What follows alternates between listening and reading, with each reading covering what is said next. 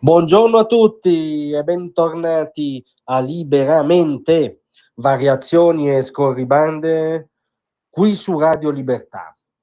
Allora lo saprete ormai tutti, la magistratocrazia ha sparato un altro colpo.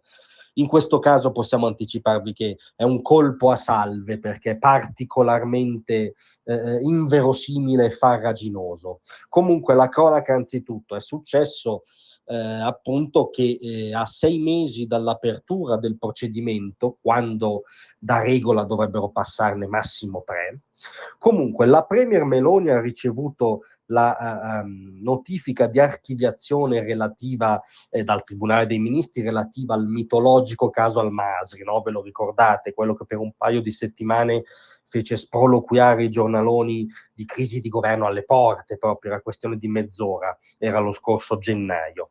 Mentre, e qui sta il veleno, il retropensiero, l'irritualità, insomma la manovra della magistratura che si è occupata del caso, viene invece sostanzialmente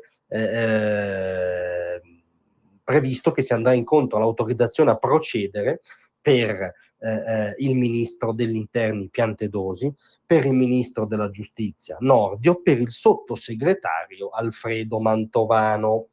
Quindi capite che già sembra una logica più politica o politichese che giudiziaria, cioè si chiede l'archiviazione della Premier e invece si prova a mandare a processo i 3 ministri, a meno che qualcuno delle toghe, ma non vogliamo insultare la loro intelligenza, pensi che davvero Giorgia Meloni non abbia toccato palla sul dossier Al-Masri, non abbia chiesto informazioni rilevanti all'intelligence, al sottosegretario Mantovano, ai ministri di riferimento, non abbia coordinato e tratto la sintesi di un dossier così rilevante da un punto di vista interno, internazionale e geopolitico per l'Italia. Chiunque conosca vagamente Giorgia Meloni sa che questo è impossibile anche per la persona, ma è anzitutto impossibile per il ruolo. Quindi è un'evidente furbata, diciamolo pure, furbata per cui non si manda la Premier al massacro perché fin loro capivano che il casus belli è troppo inverosimile. Cioè noi siamo, come ha detto un vecchio esponente della sinistra come Marco Minniti, in pieno territorio della ragion di Stato. Non c'entra nulla l'attività della magistratura interna in questo caso. Quindi mandare a processo la Premier diventava veramente un assurdo al quadrato, ma si fa la manovra per cui si provano a mandare al massacro i ministri, con quindi autorizzazione a procedere, Gazzara, assemblea del liceo con occupazione dell'aula di Elli e del fronte progressista, insomma si prova a tenere il governo a bagnomaria con la clava giudiziaria, è la stessa logica dell'anomalo e grottesco provvedimento espletato dalla Procura di Palermo, che ha fatto il ricorso contro la soluzione a Matteo Salvini sul caso Open Arms per saltum, andando subito in Cassazione. Si tenta di inserire una serie di mine giudiziarie sull'attività di governo, anche perché sono le uniche mine rimaste a lor signori, nel senso che l'opposizione politica, come fa ridere solo accennare questa espressione, opposizione politica di fronte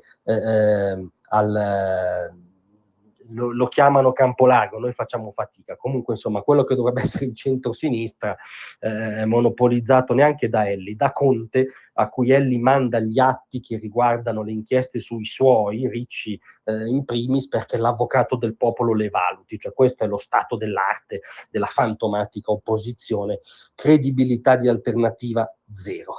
I fondamentali economici del paese in una situazione difficilissima, con crisi belliche in serie, con la tensione della politica commerciale, con la questione dei dazi, con il mantenimento, se non l'aggravamento delle eurofollie. Insomma, in tutto questo quadro molto accidentato, i fondamentali economici italiani sono buoni.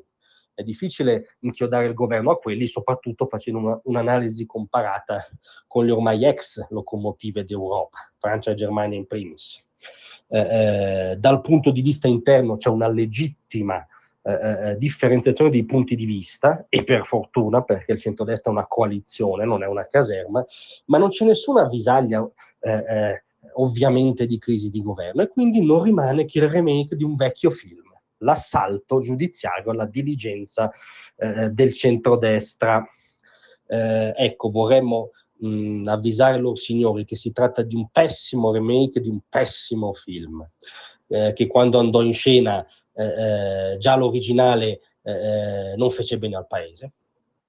Le poche volte riuscì a disarcionare temporaneamente l'avversario, ma ammettendo l'irruzione dell'ordine giudiziario nel potere politico, e quindi sdoganando un'anomalia costituzionale e illiberale conclamata, ma in questo caso soprattutto non riuscirà, perché è troppo inverosimile il casus belli o i casus belli, il ricorso ultranomalo su Salvini, questa fumisteria, questa furbata da pseudo azzeccagarbugli per cui archivio Meloni ma vado avanti contro i ministri, sono veramente le ultime cartucce della magistratocrazia.